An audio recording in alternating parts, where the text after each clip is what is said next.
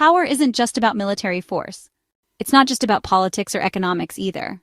But have you ever realized that the real power struggle today isn't fought on battlefields, but in culture, media, and digital influence? What if I told you that soft power, music, movies, education, and diplomacy might be shaping your beliefs more than any government policy?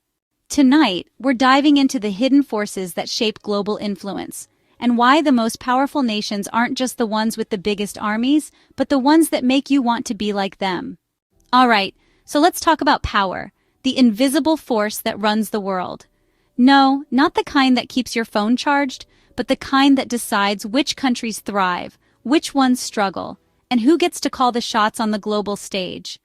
Geopolitics is basically the world's most intense strategy game, where nations try to influence, control, and outmaneuver each other using three main tools: hard power, soft power, and smart power. Hard power is your classic do-what-I-say-or-else approach. Military invasions, economic sanctions, and the occasional regime change for good measure.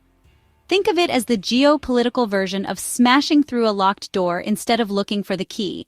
Then there's soft power, the sneaky, persuasive cousin that doesn't force you to do anything but makes you want to.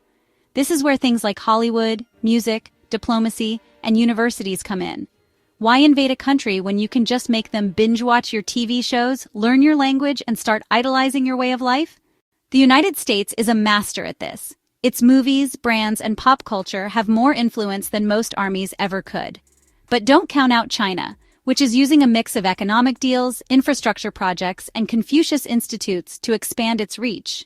And then there's Russia, which prefers a more chaotic blend of military force and digital influence. Because why stop at sending troops when you can also manipulate social media and elections? But here's the real kicker. In today's world, it's not just about choosing between force and influence. The smartest nations combine both, using smart power. This means knowing when to flex military strength and when to play the long game with culture and diplomacy. The United States' nuclear deal with Iran? A classic example. Economic pressure, which is hard power, plus negotiations, which is soft power, led to a deal. Meanwhile, China is playing a strategic game with Taiwan, using a mix of economic ties and military threats to keep things tense but controlled.